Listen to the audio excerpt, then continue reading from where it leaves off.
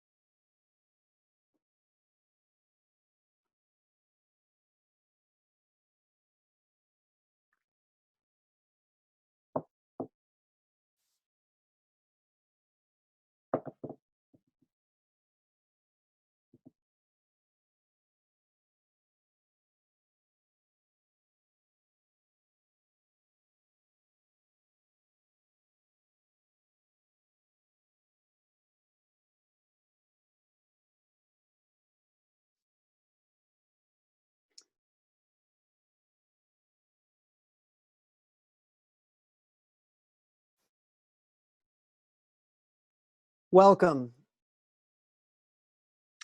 Today we come together in unprecedented times to do something that has never been done before in Oakland, to close the digital divide. Let's get started. My name is David Silver, Director of Education for Oakland Mayor Libby Schaaf, and I will be your moderator. On behalf of the presenters and my colleagues, we are grateful to all of you, the over 70 members of our community who care about this critical equity issue and have answered the call to action and joined us today from across Oakland. Thank you for making the time to be with us, especially during these challenging times. The Zoom with the Mayor and Superintendent is being recorded, and expect a follow-up email later this week with the slides, a deck, more detailed proposals, and how to get involved. If you have a question or comment, please use the chat feature or unmute yourself when we reach the Q&A section of the Zoom.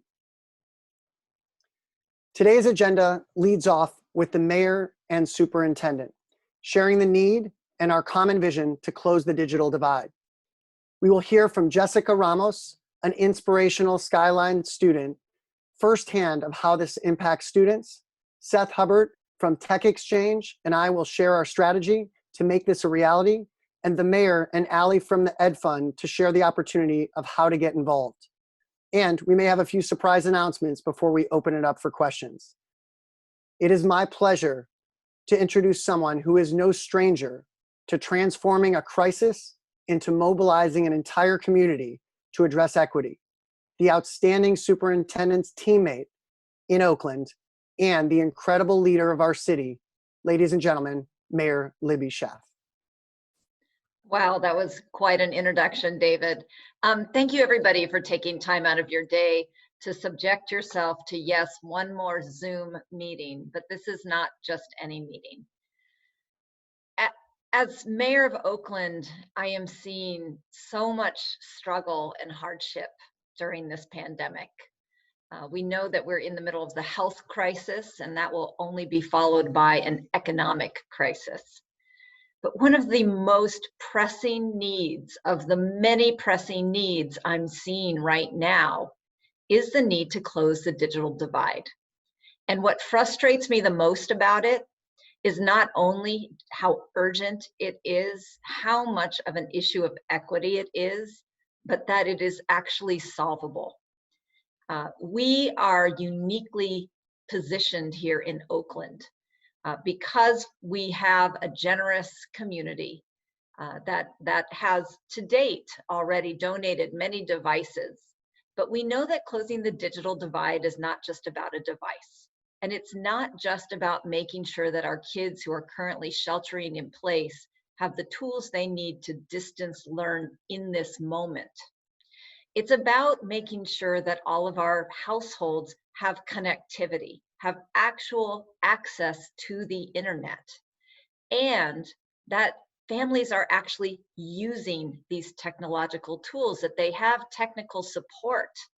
And we have an amazing organization called Tech Exchange that I personally have been working with, oh my gosh, this makes me feel old, for a quarter of a century.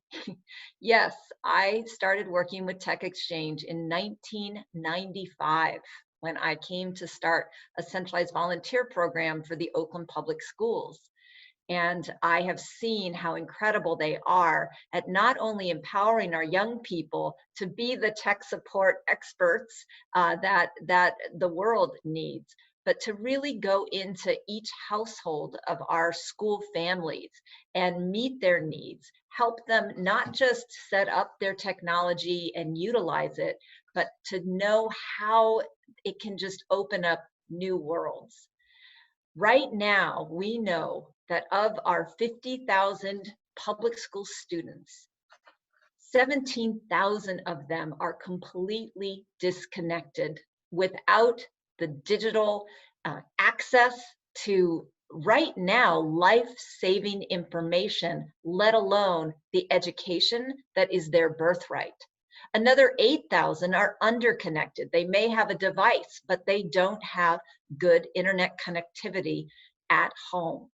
And right now, the school district has lent out 16,000 Chromebooks. But those Chromebooks have to go back to school when schools reopen. We have an opportunity to not just enable all students to engage in distance learning right now, but to close this digital divide for good. And that is how we are approaching this challenge. Next slide. We recognize that this is one of the biggest equity issues in our city. That right now, digital access doesn't just mean being able to stay up on your schoolwork. It literally means knowing where your family can find food during this pandemic. It means being able to apply for unemployment benefits, for getting information in your home language about what the assistance is that's available right now. It literally is life-saving information that can often only be accessed through the internet. Imagine how isolated you would feel right now If you had no digital or technological connectivity to anyone or anything during this pandemic, this is just one of the most pressing equity issues that we are facing right now, and it is imminently solvable. And so with that, I want to turn it over to my fantastic superintendent, not just a partner as in Oakland leadership, but the person I entrust my own 2 children to every day, Kyla Johnson-Trammell. Thank you, Mayor. And I just want to say that it's truly an honor to be in partnership with you in this work. I thank you for your leadership. And as always, continuing to partnership and being such a strong and passionate champion for quality public education across the city. This is an issue that I too am looking forward to in partnership with the city. I want to give just a wonderful shout out to Tech Exchange. They have been deep in the work for many years. I learned of the organization when I was a principal supervisor in West Oakland. And so there is a lot of work that we wouldn't be able to do in the city of Oakland and within the district without their just deep leadership and commitment to really solving the digital divide well before the pandemic. So I first just want to say that as many of you, particularly those of you on the call in the work, what we're talking about is nothing new, right? And sometimes it takes things getting really bad and to the point of crisis, right, for us as a country to wake up and realize that it is our responsibility to work towards eliminating, eradicating these inequities.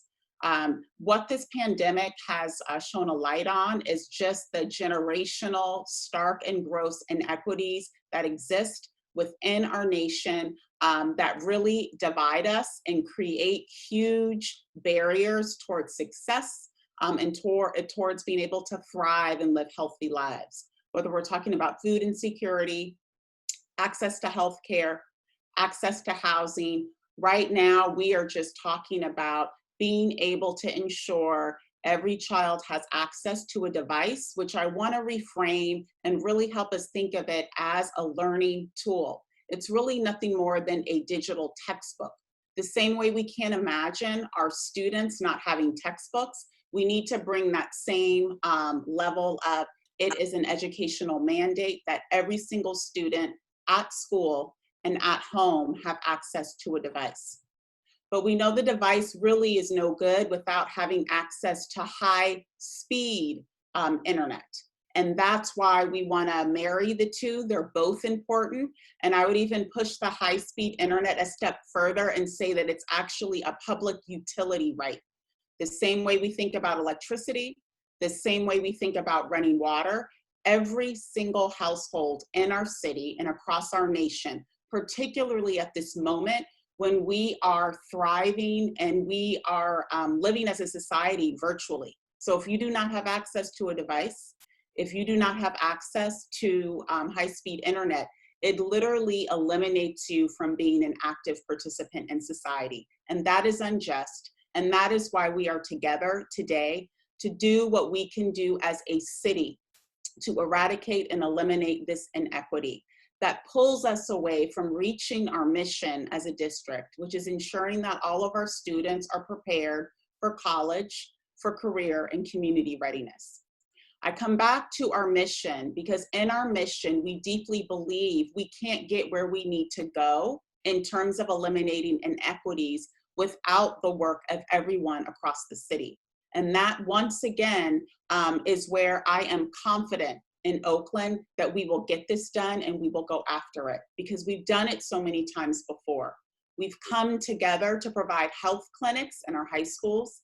We've come together to provide scholarships for our students. And so we now have another charge for all of you in our city to help us ensure that when this is all over, that we aren't just surviving through this pandemic, but we're really marching forward, and we're making sure that we're creating the public school system for all of our students to be successful, continuing to go in the 21st century, well after this pandemic is over, and that people can look to our city as an example of how people come together in times of need to make everything better.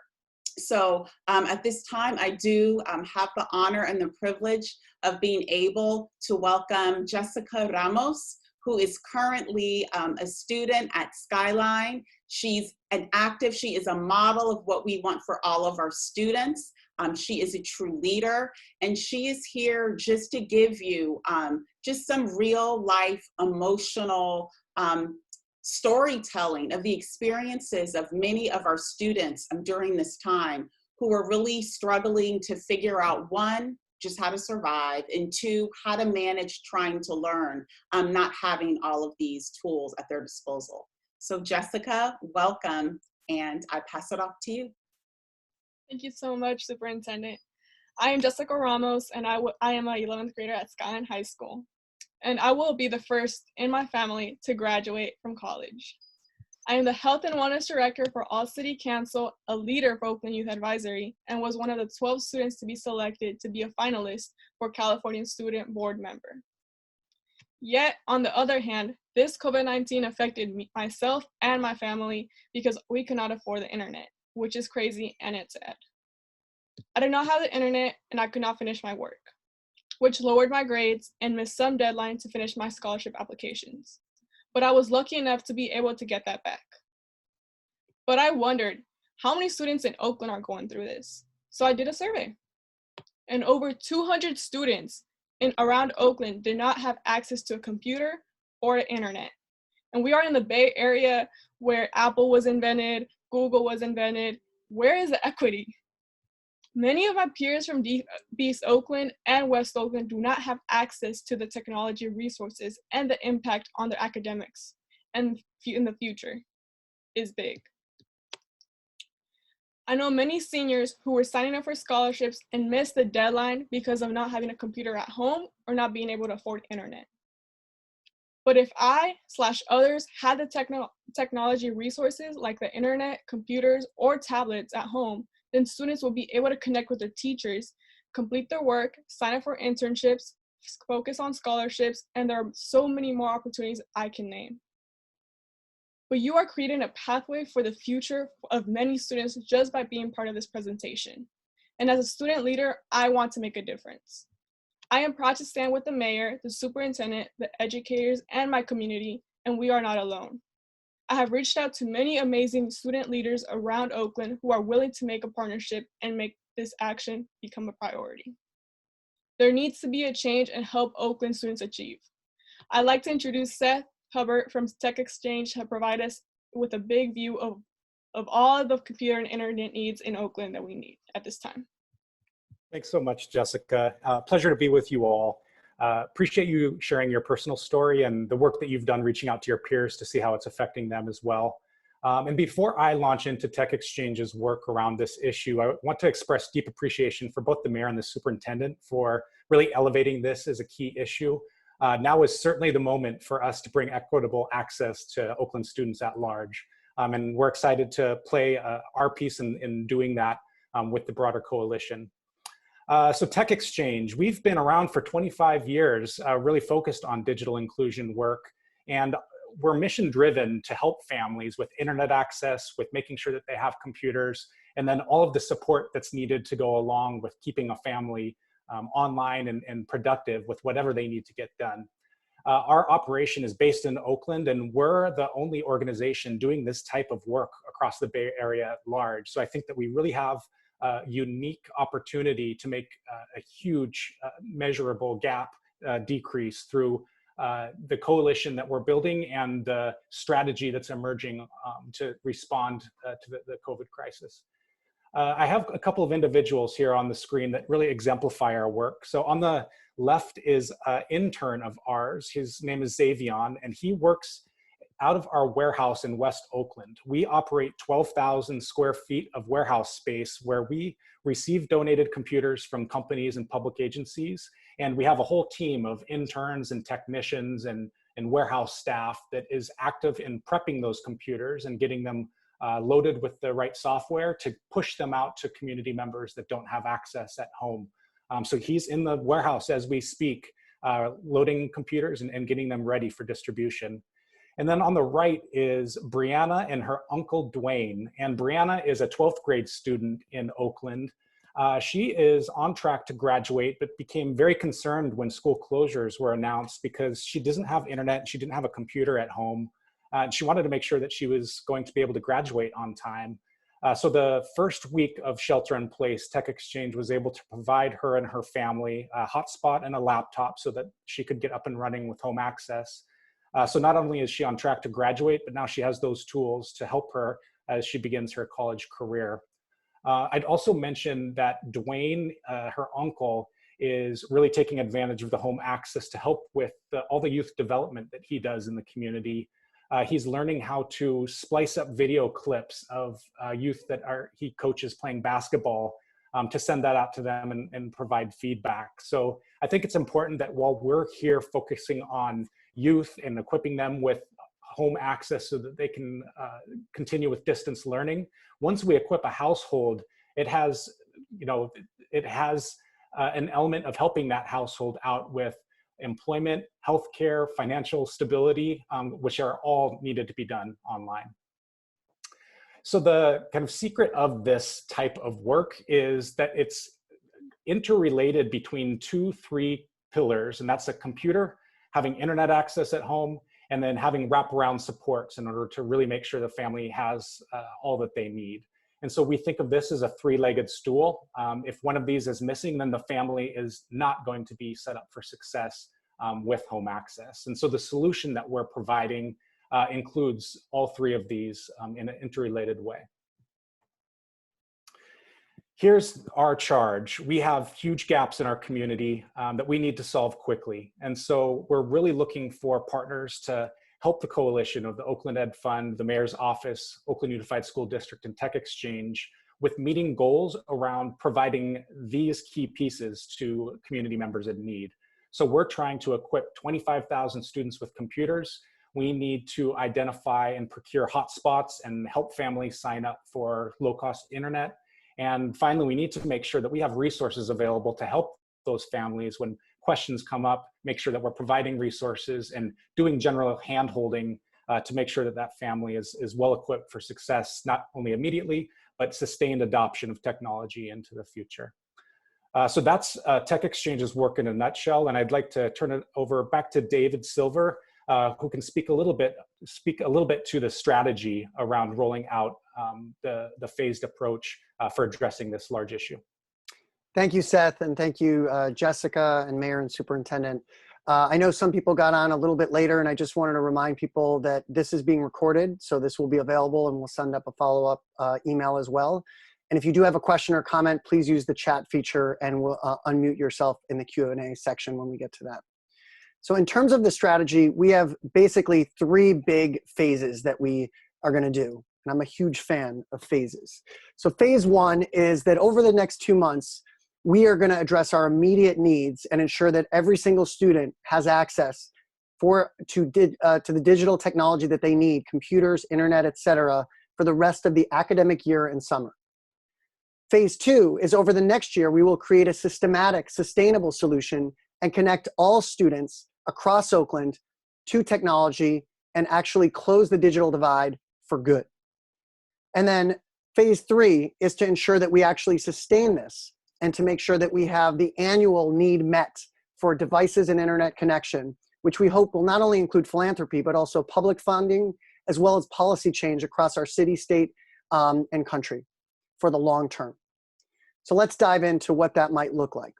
Specifically, do want to give a shout out to all the educators, all of the leaders at OUSD and across the city for ensuring that 17,000 students have actually received support with home technology access over the last month.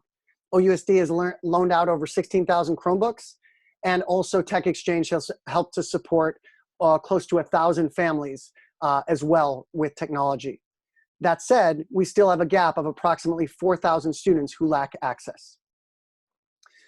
The next slide shows that it's not just about, as the mayor and superintendent said, putting a Band-Aid on addressing this crisis, but about seizing the moment and actually providing a systematic solution to address this equity issue once and for all. Our assessment showed that this problem is solvable, as the mayor shared. A one-time investment of $12.5 million would ensure that our 25,000 students that are disconnected or connected will actually have consistent access to a computer, internet, and support, not just during a crisis, but for good. If you go to the next slide, you see some people have asked, so what does it cost for high school or middle school or elementary? High school is our top priority right now, and it would cost about $4 million to actually address this for good. So every single high school, 9th through 12th, has access to a computer, a device, and internet access and support. A little over $2.5 million for middle school, and a little over $6 million for elementary school as well. If you go to the next slide, you can see that we know that, doing this right now, doing this one time is part of the solution, but we're going to need to sustain this. And that involves making sure that as new people come into the system, we're making sure that those new students that come in have access to computers. As devices are lost, as devices are misplaced, that we are able to make sure that that access will be there for the long haul. That would be about 9,300 students per year that we need to make sure they maintain that access. And it would be approximately $4 million that we can expect to have to expend to ensure every year this happens. That said, we want to look at this big picture and look at what are the policy implications, what are the actual public funding sources so that we can lower this cost and actually make it sustainable going forward as well. In terms of the next slide, I wanted to also just say that we do have some people here that are from leadership, whether they're, some of our allies from Assemblyman Rob Bonta or Assemblywoman Buffy Wicks or Senator Skinner. We have school board members. We have union leaders. We also have people across the system that are from our city council. And we want to mobilize us all together as a community to address this problem. As we go forward now, you might be thinking, all right, how do I help? Well, I'm going to turn it over to Mayor Schaaf to talk about that. Great, thank you, David. And thank you to everybody. We're sorry, I guess a few people got a wrong address. So if you're joining us late, thank you for taking time out. So you have heard that we have very carefully defined what the need is. We have constructed a way to comprehensively address that need. Again, this is not about devices gathering dust. This is about device plus connection plus support. And we have this unique moment to not just help our students. And that was a heartbreaking story, Jessica, that seniors missed their scholarship deadlines because they did not have access to a computer. We know that stories like that are happening everywhere, aside from the fact that our students will never get these days back in their learning, and that those with the devices to what they call close the homework gap, to actually be engaging in distance learning, which our amazing educators are providing right now under these challenging circumstances. We cannot let that persist. And so cue up the slide, what our immediate goal is. We know that right now we need $2.5 million to close the immediate homework gap, to enable every student in Oakland to take advantage of distance learning, to make sure that every home of a low-income student has digital connectivity. We have an immediate need of $2.5 million. That is going to be our goal over these next weeks to close that gap. Now, David laid out how long-term our goal is to raise an additional 10 million. So when those lent out devices go back home, when the temporary free internet connection deals that many providers are very generously offering as part of the connectivity pledge. When those sunset, because the health crisis is over, we have to keep our families connected. This is our moment to close that digital divide. So that is our task at hand. I believe that we can do that. And with that, I believe that we have one incredible and exciting announcement towards this goal. I'd like to turn this over to Marjorie Gu, the president of the board of the Oakland Public Education Fund, another wonderful partner to us in all this work. Marjorie. Thank you, Mayor Schaaf. Hello, I'm Marjorie Gu, and I'm chair of the board for the Oakland Public Education Fund. And I want to thank everyone who took time out of their day to join us today as well. And as you heard echoed throughout this presentation, the time is now to close the digital divide in Oakland for good, so that we don't hear any more stories like Jessica's. It just breaks my heart that students were missing their deadlines for scholarship applications and things like that. At the Ed Fund, we feel very strongly about closing the gap, and so strongly that I'm very pleased to announce that our board voted unanimously to approve a seed grant for this fund of $400,000. We hope that others see our grant to the fund as a challenge. So please accept our challenge, and when you're considering what amounts to contribute to the fund, please think about meeting or exceeding this amount. Oakland students need our full support so they may achieve their full learning potential. Let's all pull out all of the stops and close this gap now, and we are just so happy to give a seed grant that gets the ball rolling. Marjorie, this is incredible news. Thank you so much. I think that there might be some other folks that are feeling similarly inspired. And again, let's talk about why this plan and the resources that we have in Oakland really make us uniquely positioned to actually do this in such a great way. I believe that Lily from the Capor Center wanted to share something. Lily, are you on? Yes, you all hear me okay? Great. Good afternoon. I'm Lily Gangas, the Chief Technology Community Officer of the Capor Center, where our focus is in diversifying tech by removing barriers as such as we're hearing today. We want to make the tech ecosystem entrepreneurship more diverse, inclusive, impactful, and we've been able to do this work through direct STEM programs such as SMASH, investments in gap-closing tech companies via Capor Capital, and equity center research, partnerships and funding via the foundation. And so given these times and what's been happening, what we covered, the device, connectivity, education, including computer science educational gaps, are evident, and it varies zip code by zip code, but it doesn't have to be that way, specifically not in Oakland, not in the state, and not in the US anymore. It further demonstrates the need for systems thinking, strategizing, building, and investing. So with that said, we are prioritizing the systems level work in closing this digital divide with more urgency by supporting this work, specifically Tech Exchange, and announcing our contribution of $50,000 to be able to close this gap and further support the Oakland ecosystem and our students, and we want to be able to lead by example. So I also encourage any other funders that are here to join now. As you've heard, the urgency is critical. Students are falling behind, and it's really up to us. So I hope that you can also join this. Lily, thank you so much. You all do so much at Capor around digital inclusion and just equity in general. I do pledge to you all, and I thank you for bringing up the issue of systems change. You know, as we close this digital divide, I promise you that we will be advocating, particularly at the federal level, to increase free and public access to broadband, change some of our rules and policies so that we really continue to keep this gap closed. But this is what we can do right now, and this is how we can be prepared to meet those policy changes.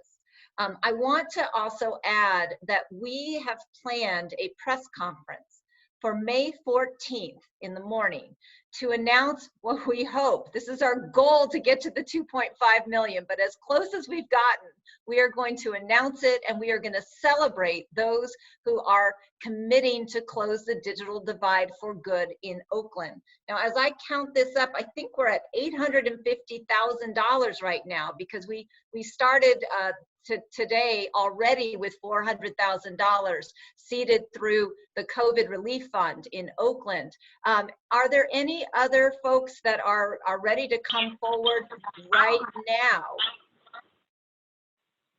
Mayor Schaaf, this is Ken Maxey with Comcast, Director of Government Affairs. Hi, if you don't Ken. mind, I would like to. How are Ken. you? I want to recognize Comcast is one of the companies that early on met the FCC's pledge around not paying attention to debt issues in offering free connectivity during this crisis. Thank you, Comcast, for your leadership in that manner and so many other things. So Ken, what do you have to offer right now? Well, number one, thank you, Mayor Schaaf, for all your leadership in this effort. And also, I would like to thank the Superintendent Johnson-Trammell for all her leadership as well. Look, I am excited and proud to announce today that Comcast, a company founded on the principles of connecting families, will donate $25K towards the important effort to bridge the digital divide by supporting tech exchange.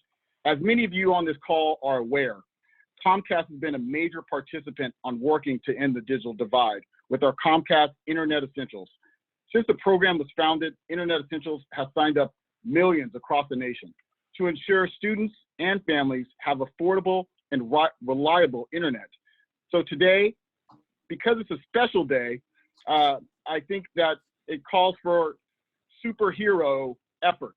And so I'm going to say that Comcast likes to be superheroes when it comes to this. And so we are willing to pledge an additional $25K for any other person on this call that would like to contribute 25 to make it a total of 50K from Comcast NBC. So that's a Thank you, Mayor. challenge. Okay. So thank you, Ken. Those are all of the folks that I knew were probably going to be ready to say something today. I don't expect everyone to feel ready in this moment to come forward. We do want to open it up for questions. You know, please, we have this figured out. We have a plan. This is going to be the most lasting investment and one of these kind of silver linings that can come out of this tragedy, that we can take this moment and do something that will have a permanent change. I do want to open it up to any other questions, any other commitments.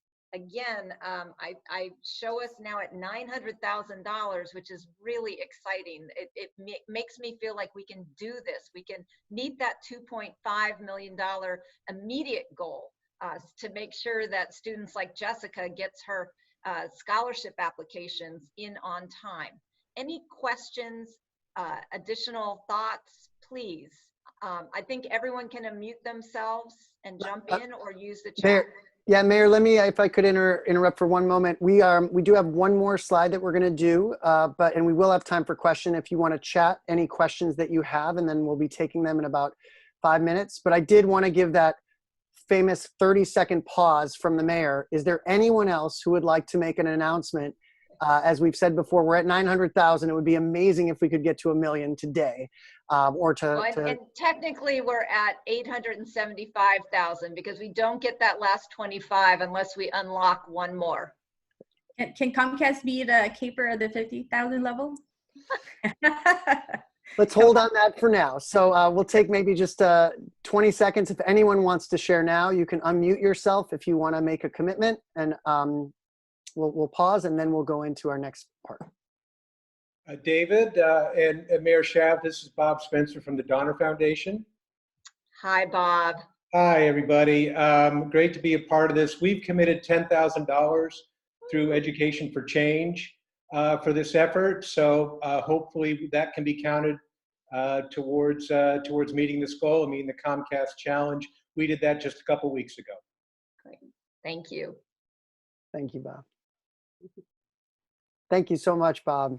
Any others want to share before we'll go into question and answer in a few moments.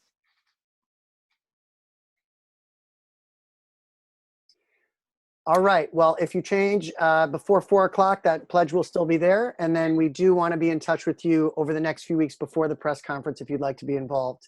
I'm going to hand it over to Allie.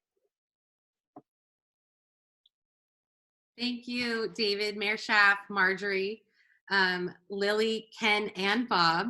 It's so wonderful to see all of your commitment to our children. As you can see, everyone, the need is great, but not insurmountable. In fact, each gift of any size can make immediate impacts to students like Jessica and her peers at Skyline High School, her peers at Castlemont and Oakland Tech across the city of Oakland. Each one of your commitments moves us closer to closing the gap and ensuring that our youth learn during this crisis. $100,000 would provide 2,000 Oakland Public School students with internet, computer, and support to ensure digital access to participate in their distance learning. $250,000 will provide 5,000 Oakland students with internet, computers, and support. $500,000 provides nearly all disconnected middle school students across Oakland. Yes, 500,000, an entire school age would be impacted and able to learn from a distance. And a $1 million investment would provide internet for all of our OUSD high school students. Before we turn to your questions, we also want to share that the Oakland Ed Fund has started a website, which is down at the bottom, oaklandedfund.org/digital divide. You can make a gift here or you can learn more. We are always in need of computers and hotspots. If you or your organization would like to make a donation of those, please connect with Seth Hubbert from Tech Exchange, who you heard from earlier. His phone number and email is listed right here on your screen. And then, of course, if you would like to discuss a financial investment, be part of our May press conference, or connect us to other potential donors, you can either connect with David Silver, who is our wonderful moderator, or Jonathan Osler, the Director of Development with the Oakland Public Education Fund. Great. Thank you, Allie. And I also want to keep that slide up for a moment. You're also welcome to connect with Curtis Siricki, curtis.siricki@ousd.org as well, if you want to discuss a potential investment or be a part of this solution too. Before we go, I do want to just emphasize, we're going to now open it up for questions. We will be sending this information out. You can use the chat button to submit your questions and comments. We're going to make sure that you get information following up after this call. And do please complete an exit ticket. It's right there, the link, as well as in an email after, so that we know how you might want to get involved and answer any questions or ideas or connections that you may have. So with that, I would love to see, I see one question in the chat. Is there any other chats, questions that people have that they'd like to chat in? If you could take maybe a moment.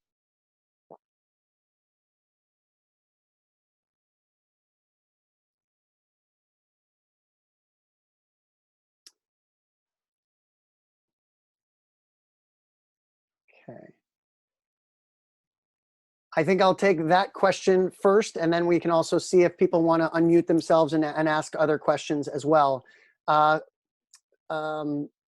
Someone talked about trying to utilize computers, tablets, and laptops at public libraries that are sitting unused. We are looking at how do we leverage. I mean, OUSD was a great example. They had 16,000 Chromebooks that are sitting in a school, and they distributed those out, and we will look into how we can mobilize those as well.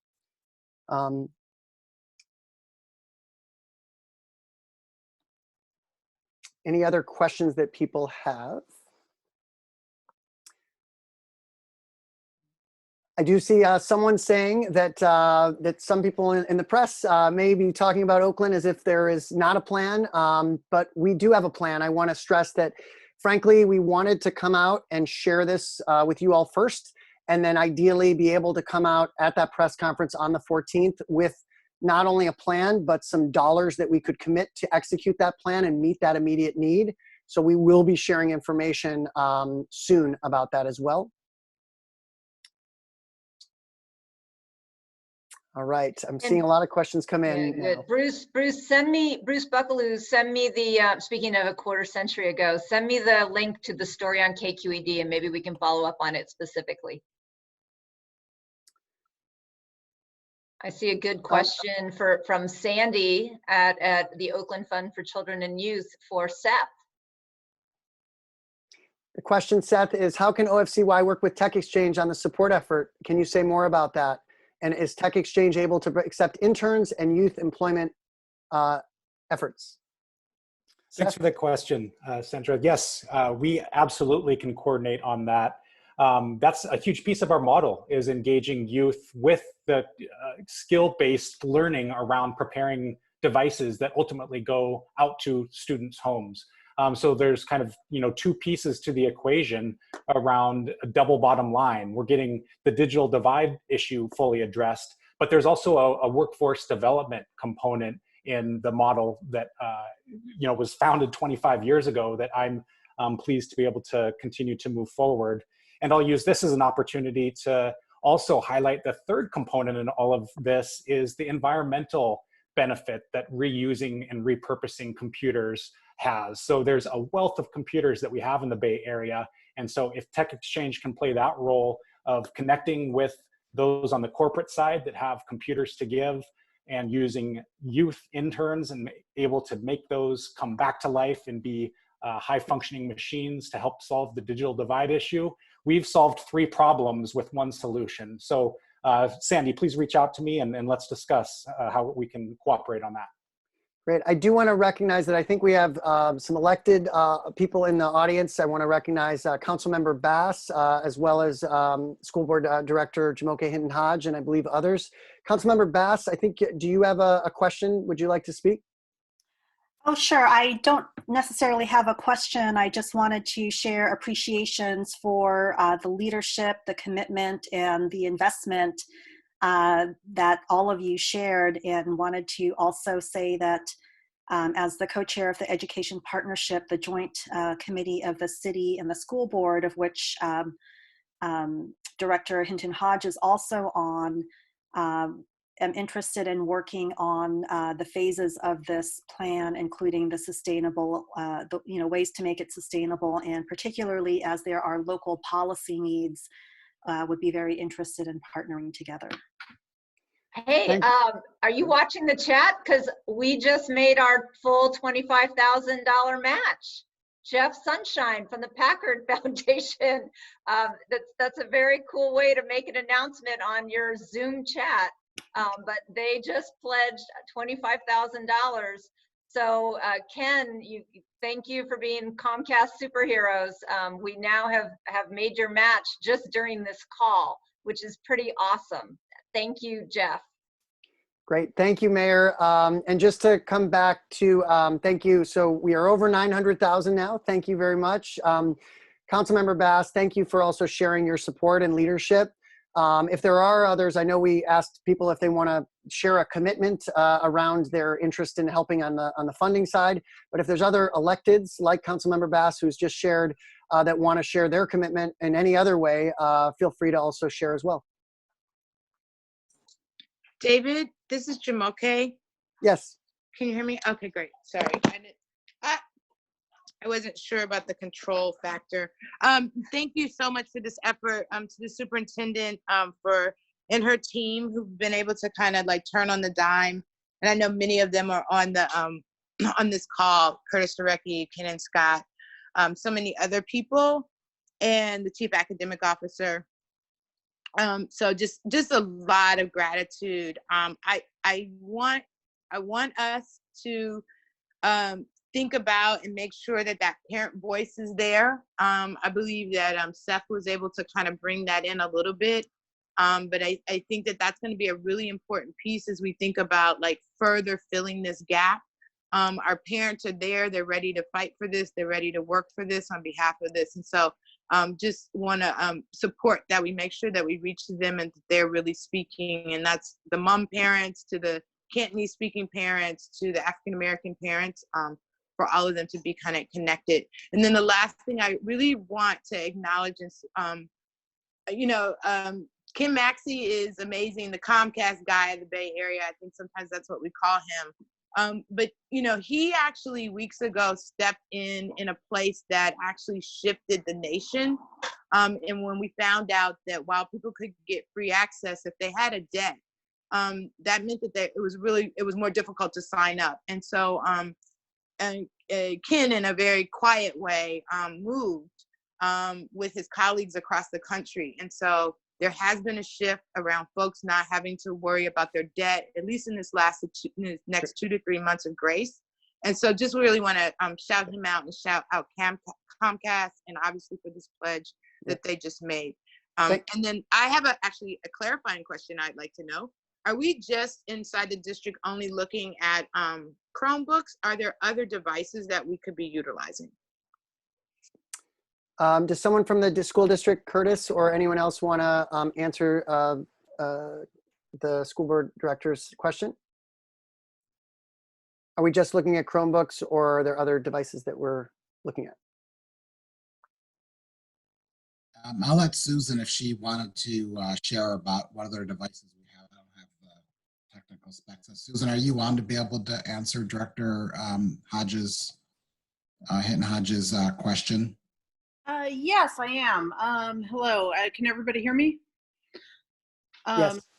Yes, so we have a significant infrastructure built around Chromebooks, including our Google logins, our EdTech single sign-on, et cetera. So we have standardized on Chromebooks as a device. They also support our state mandated testing.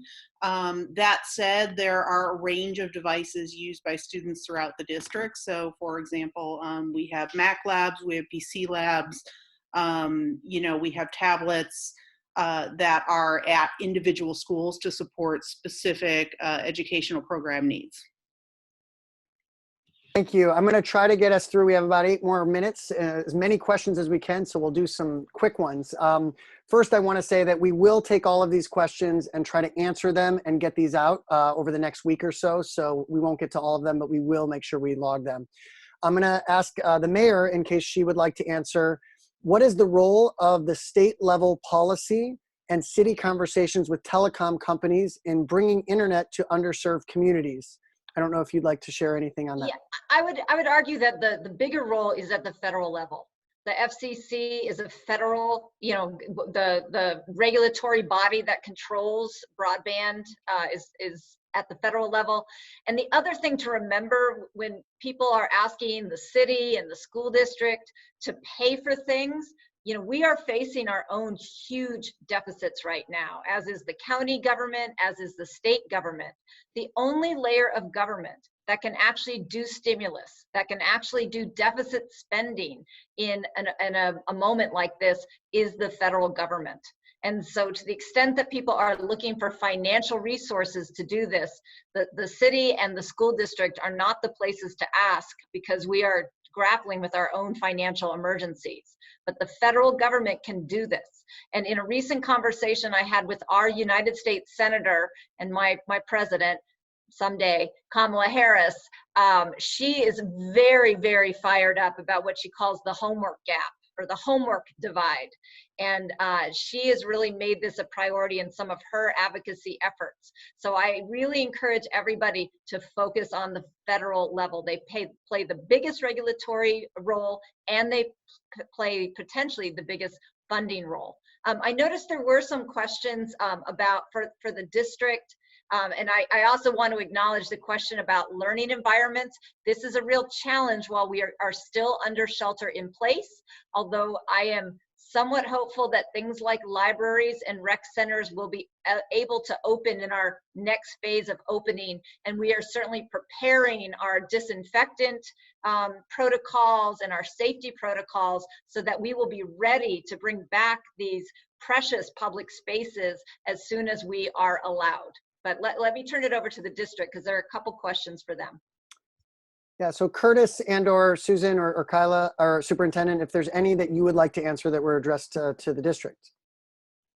I'll just pick up a couple. I was just typing away to some folks trying to answer some of the questions, so I'm multitasking here. But in terms of the question around how this plan plays into when we think schools might reopen, I mean, right now, obviously, you know, we heard the governor recently talk about the possibility of a soft opening in July, but we don't really have any specifics yet. What we do know is that whenever we reopen, it's going to look different than school usually has looked for the foreseeable future in terms of social distancing and sanitation and just making sure that our staff, families, and students are healthy and safe.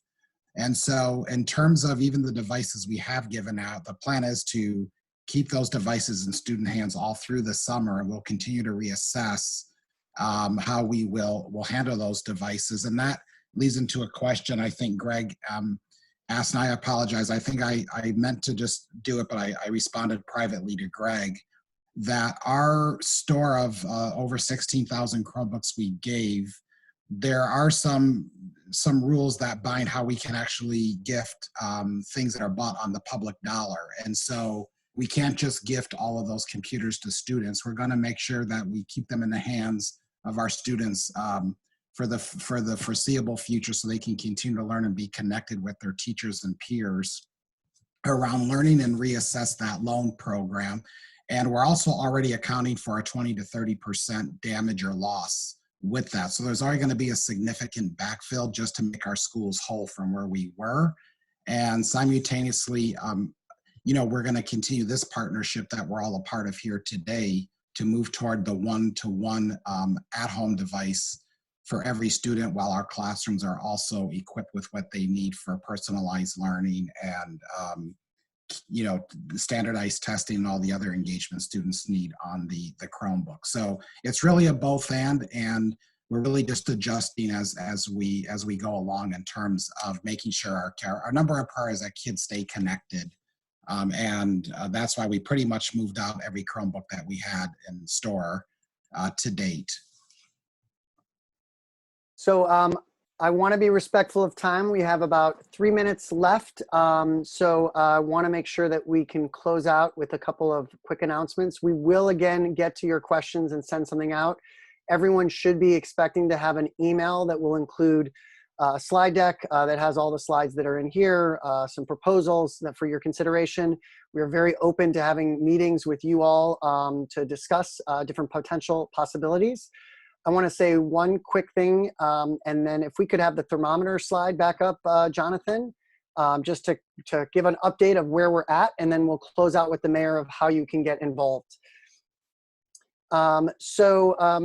In terms of where we're at right now, as a reminder, we now have over $900,000 that we have gotten commitments towards our $2.5 million goal. So a big thank you to all of you for being a part of that.